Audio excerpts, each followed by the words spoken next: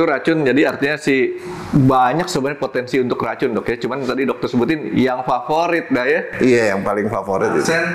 Cyanida. Mau lari kemana juga sama ahli forensik ketahuan deh ya. Ketahuan. Nah, tinggal si arsen nih dok. Ya. Pembahasannya itu gimana? Apakah sama harus dibelek dulu atau ditekan gitu ketahuan? Untungnya kalau arsen itu rada-rada beda begini. Arsen itu sangat favorit ya dipakai untuk membunuh atau mencelakan orang. Karena kenapa? Gejalanya itu adalah muntaber. Jadi misal contoh ada seorang nih suami nih nggak seneng sama istrinya, itu banyak kasus gitu. Saya ngomong gitu karena banyak sekali kasus seperti itu. Dia mau ini, dia kasih arsen sedikit, dia mencret ke dokter umum.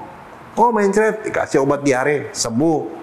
Besoknya dikasih lagi, dia mencret lagi. Pergi lagi lama-lama ke dokter penyakit dalam. Ini lemah nih lambungnya, ususnya. Dikasih obat dan diobati sebagai muntaber, dikasih obat sembuh. Nah, pada satu titik tertentu di mana dia mau membunuh pasangannya itu, dikasih dosis yang letal. Dia mati dok. Oh matinya karena muntaber, karena terakhir sebut. Jadi perlu waktu ya kalau arsen ya, kalau dosisnya tapi sedikit-sedikit ya. Dia bisa gitu, tapi nah celakanya dia adalah racun ideal. Celakanya setiap kali dia diracun, racunnya dideposit di tulang dan di rambut dan di kuku. Nah di rambut kan numbuh. Iya. Dan kita tahu pertumbuhan rambut itu berapa lama. Dikasih racun, ada arsen di sini. Nggak diracun, ada arsen di sini. Jadi dia diracun berapa kali dan berapa lama selang waktunya bisa ketahuan. Makanya pada orang yang dicurigai racun arsen selalu diambil isi lambung, itu racun yang baru pertama masuk, dan rambutnya diambil dari akarnya sampai ke ujung dan ditarik. Dia itu diracun terakhir langsung diracun atau diracun berulang-ulang, ketahuan. Dan berapa kali. Berarti abis nonton kita punya obrolan ini dok, banyak suami masak sendiri nih dok. Tapi bener, saya ngomong gini karena kenapa? Tahu nggak pemimpin gereja Katolik siapa?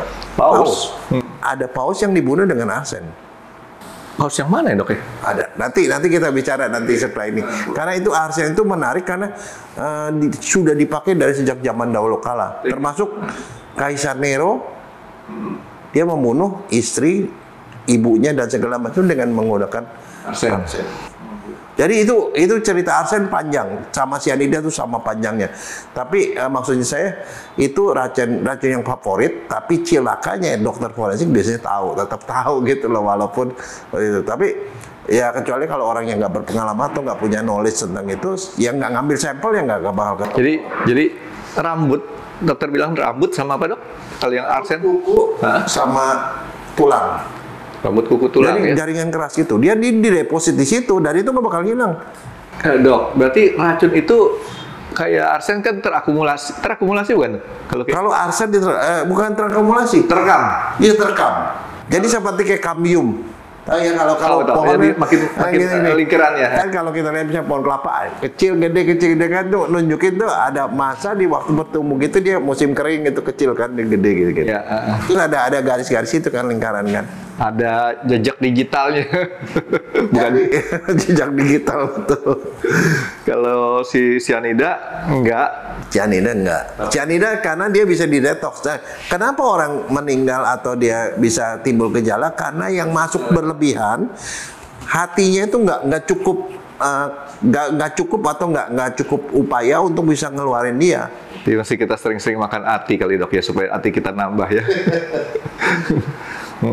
Jadi asik banget ya dok ya kalau racun-racun ini. Jadi sebenarnya kita tuh hidup di lingkungan yang racunnya luar biasa banyaknya. Setuju. Itu cuma salah satu racun aja. Racun tuh banyak di sekeliling kita. Cuman kita nggak tahu aja. Tapi Tuhan selalu menciptakan racun dan mekanisme untuk detox. Detox itu ada biasanya. Ada racun massal yang dokter forensik nggak bisa tahu tuh dok.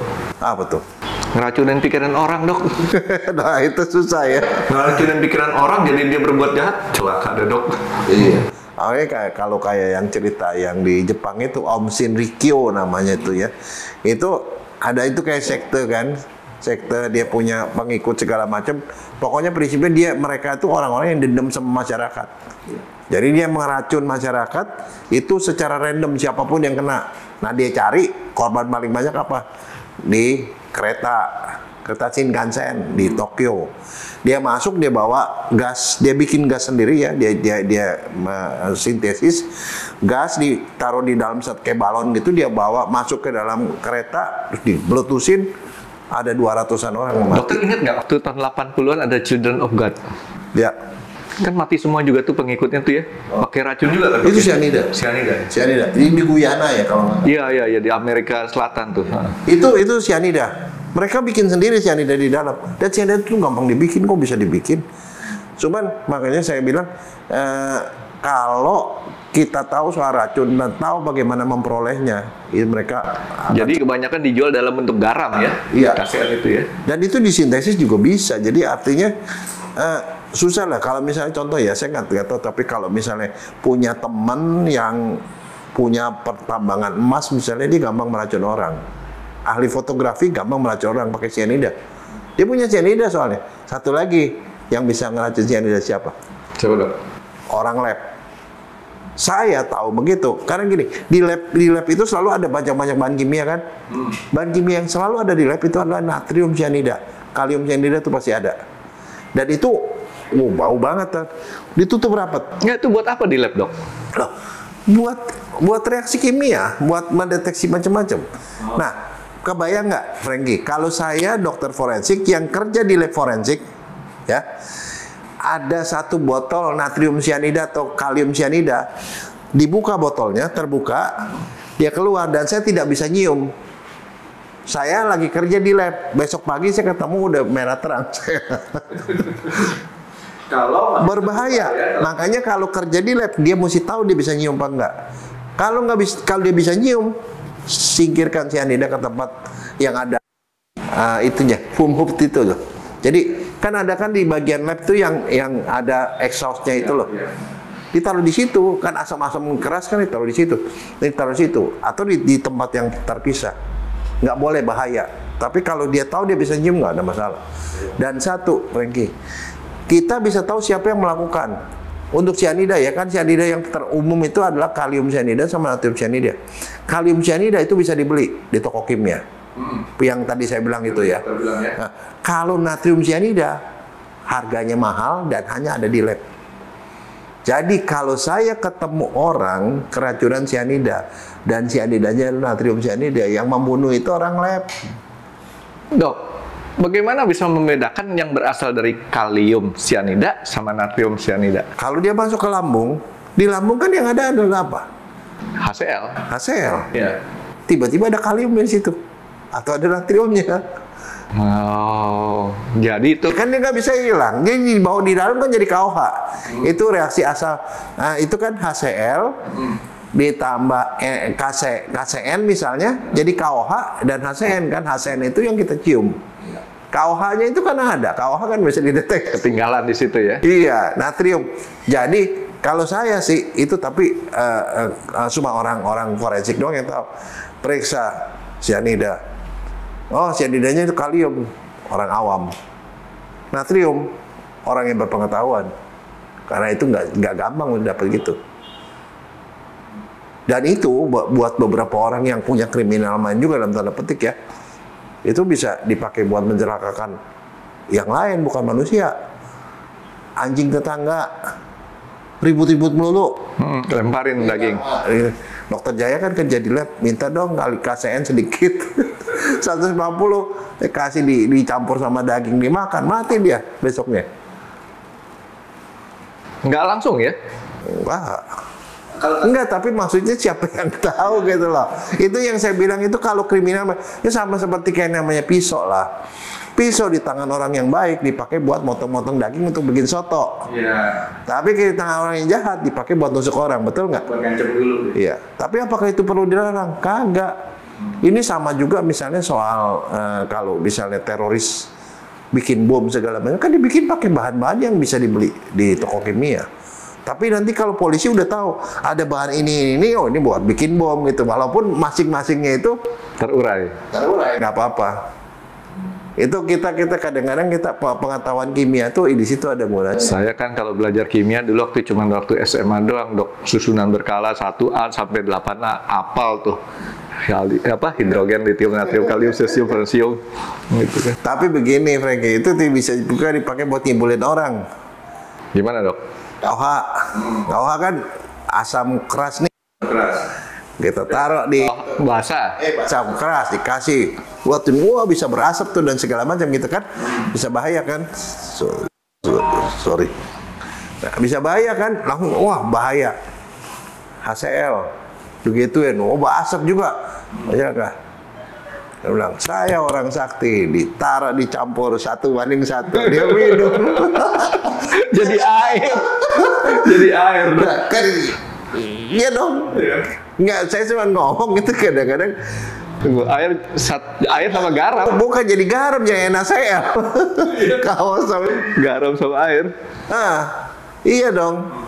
Jadi maksudnya saya itu kimia yang dipakai juga buat ngibulin orang kayak gitu loh. Tapi ya cuma orang-orang yang ngerti aja gitu loh kayak gitu. Kita nggak pernah buka gitu. Jadi kadang-kadang kalau ada kasus ya seperti misalnya cyanida gitu, saya bisa tahu ini orang lab nih. Bukan orang awam. Dia orang awam nggak mungkin dia tahu soal gitu dia kayak gitu. Atau pembisiknya orang lab. Ya. Ya Dok. Jadi ini kasus-kasus ini banyak banget ya kalau untuk racun-racun. Tapi racun yang nggak umum banyak juga Dok ya. Banyak. Obat kedaluarsa juga jadi racun juga kan Dok? Iya. Sebenarnya kalau racun sih pokoknya segala macam bahan yang bisa bikin celaka orang yang gitu. Itu dulu mungkin di Eropa tuh pernah ada satu kasus yang kadang-kadang yang saya pikir ini gila juga nih orang pintar banget. Dia jadi ada seorang itu ya dia jadi kayak pimpinan jadi mungkin jadi presiden atau perdana menteri gitu ya. Dia orangnya sangat populer karena dia orangnya ganteng. Tuh diracun sama dioksin.